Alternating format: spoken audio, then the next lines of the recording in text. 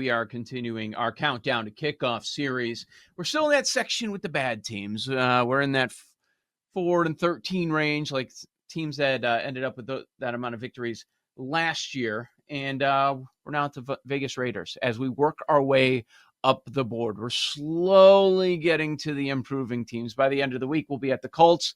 And so by next week, okay, now we'll be near the middle of the league, the more contending teams. But we've got the Las Vegas Raiders and people, the market, expecting them to at least have some sort of a turnaround, a 2 to 3 game improvement. At least that's the expectation. They go under their win total last year by 2.5, under 6.5. They were the last place team in the AFC West. They did not win a game in their division, but remember, they're with Kansas City, the LA Chargers, and of course, Denver. A lot of change, new head coach, new general manager. The Antonio Pierce experiment did not last very long. I think most of us knew when they decided to rip off the interim tag. I don't know if that's going to be a great idea. It did not work. It lasted a year, and they bring in a guy that has some skins on the wall. They bring in Pete Carroll to run the show. You've got Brock Bowers to build around offensively, and they're going to bring some stability to the quarterback room. Nobody's going to sit here and argue that Geno Smith is a top 10 quarterback in the league. Now, he's had spots throughout his career where he looks like a top 10 quarterback when everything around him is strong, but he's going to be a much better option than what they had last year. The game of, do we go Minshew or Aiden O'Connell on a week-to-week basis is now over. They go out and they trade a third-round pick for Geno Smith, and you're expecting Max Crosby to be healthy. And, of course, they spend their first pick on the running back because that was a major issue, the lack of a run game as well on Ashton Jeanty. So there are reasons to put a positive spin on the Las Vegas Raiders, but it is a very tough division. The Denver Broncos make their leap a year ago with their quarterback. But Raiders 4-13 last year, everybody expecting a better year. But the question is, how much better, Sam? We'll find out. Offense should be a whole lot better. 29th in points last year out of 32, 27th in yards. So they couldn't move the ball. And it really, for me, I watched a handful of Raiders games last year. I don't know why, but I did. It started for me with their inability to block. Pass block, run block, awful. Now, they have a really good left tackle in Colton Miller, but he was drafted in 2018.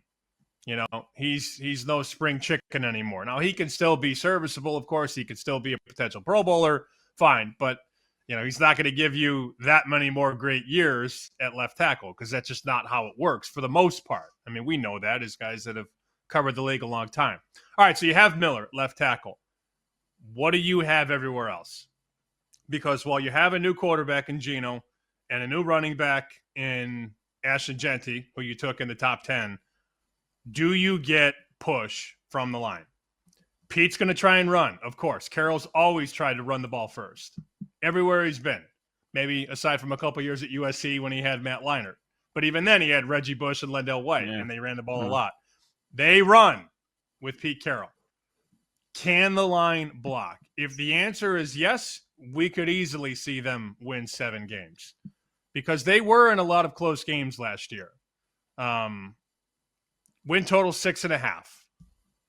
I think I stop there in terms of the big picture stuff because they're very, very big long shots to win the West. 20-1, I see at one book.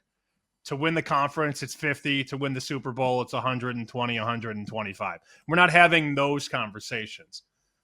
But if they can get anything from the offensive line, and we'll talk to Adam Hill, who covers the Raiders in our final hour today, can the line do its job? If the answer is yes, they can win some games. But the elephant in the room of every conversation about the Raiders, Mahomes, Herbert, and Nix. Yep. Assuming health, you got to face those guys 6 times. I think it's so interesting that, we kind of flush this out and talk things through with these teams because what seems to stand out is very different with both of us. I'm not saying I'm not worried about the O-line either, but something else actually jumps out to me. Of course, new head coach, and he's going to bring some life into that organization, and Pete Carroll, and the move at quarterback, that's going to be discussed a ton, and it should be. The O-line is paramount for you. And what I find really interesting with this team, as you just mentioned, look at the quarterbacks you're going to go against 6 times. Okay, that's tough. The coaching is very strong in this division. Also challenging. What about this defense? What is this going to be? They might have 6 new starters. It looks like all the linebackers are going to be new. And then you had Crosby go down to an injury to end the season. And he was doing Max Crosby things. This is a guy that's going to get brought up for DPOY. So if you've got a healthy Crosby, if these new starters on defense are contributing right away, like if they can just keep them competitive in these difficult games, like this is not something we're used to. I don't want to gloss over them going 0-6 in the division. Like, even though the Raiders have been laughed at for a number of years, they would still shock you from time to time. Like, once in a while, they're hanging late. Last possession, it's a 1-score game against the Kansas City Chiefs, right? We just didn't see that last year. So I'm expecting to see that this upcoming season. But for me, that could be the difference maker.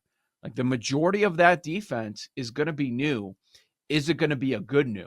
With all the changes you see with the GM, and got to address the elephant in the room, I guess, because we haven't mentioned his name yet. What's Tom Brady's role? Like, was this his pick? Was Jeanty his pick? Like, all these decisions. Is this Brady kind of molding this team? Is he working side by side with Pete Carroll on this? I don't quite know. I don't know how involved he is. Something else we can talk to Adam Hill about. Don't know. Very interesting angle. I hadn't even thought about Brady, to be honest with you. What I look at is not only Pete Carroll, but look at the offensive coordinator now, Chip Kelly. And what has Chip Kelly always tried to do? Set up the pass via the run. Everybody thinks about those old Oregon teams and, they just threw the ball everywhere. Kind of.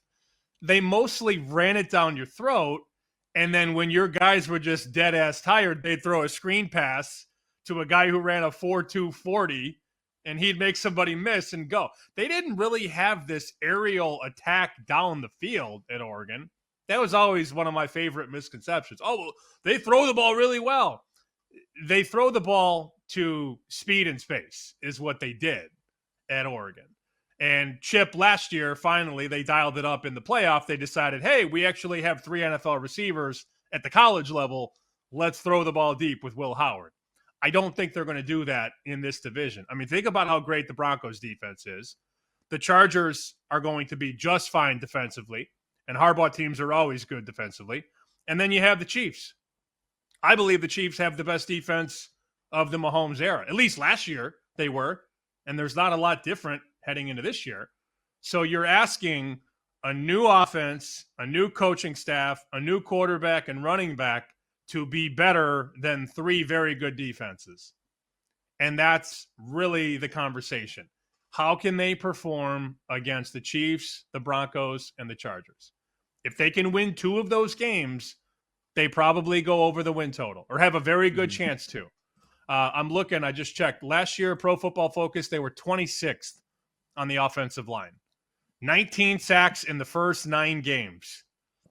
That was a problem. However, they let up 9 in the final 8 games. So they did essentially get better from a sack standpoint. I don't know that they have addressed that unit enough. And if you can't move the ball and score with Mahomes and Herbert and Knicks and the teams that they're going to face, it could be a long season. But it'll come down to the line. Like, in my opinion, it'll come down to, can they be a top half offensive line? Can they be 15 or higher?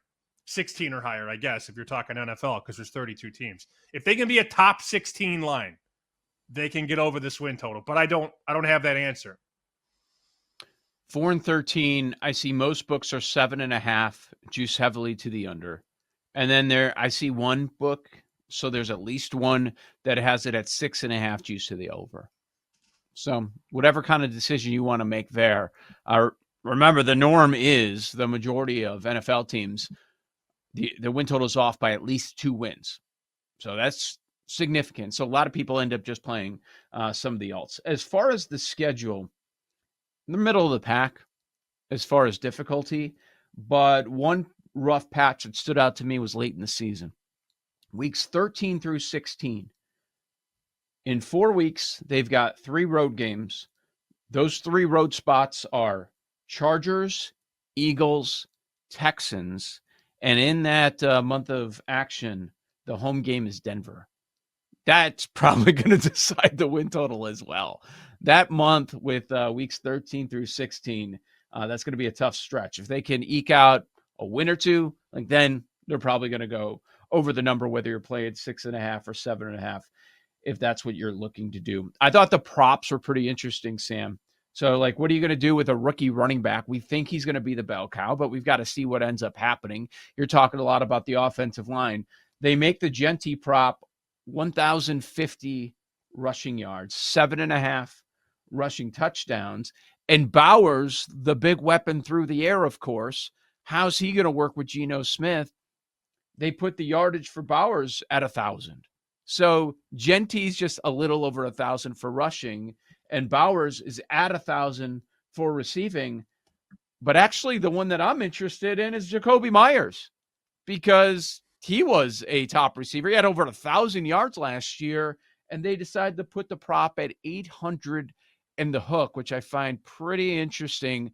As often as Geno Smith over the years has gone to those slot receivers, Meyers working out of that slot, I think he's going to get some targets here.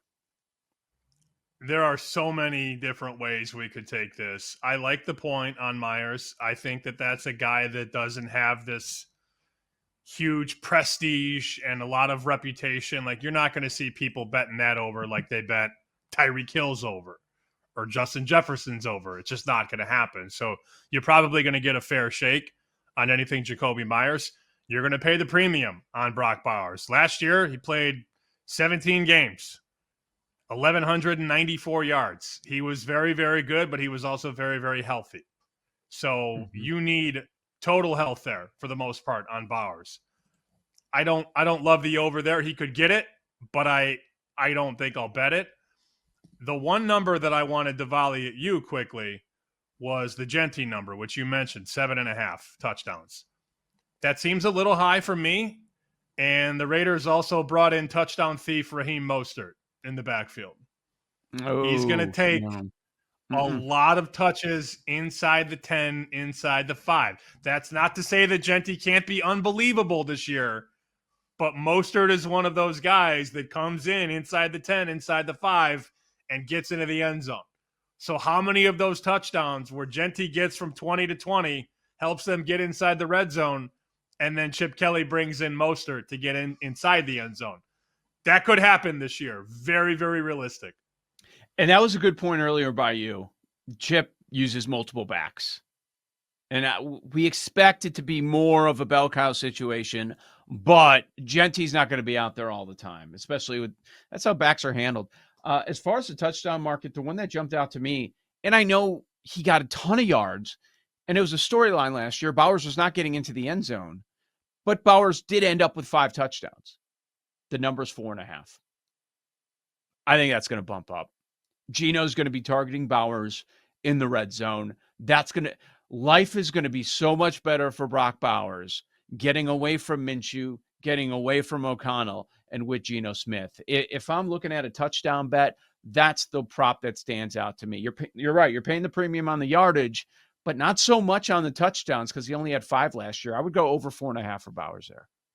We'll talk to Adam Hill, who covers the Raiders for the Las Vegas Review-Journal. That'll be in the final hour of the show. I think the best part about these previews is that we can lean on people who are there every day.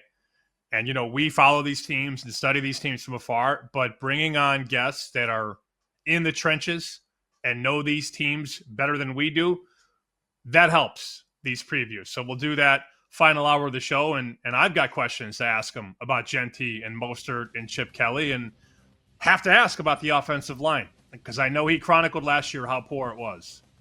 Yeah, we can only do so much, but when you bring on someone who covers the team literally every day, that is their full-time job. they can bring a lot of context to the conversation.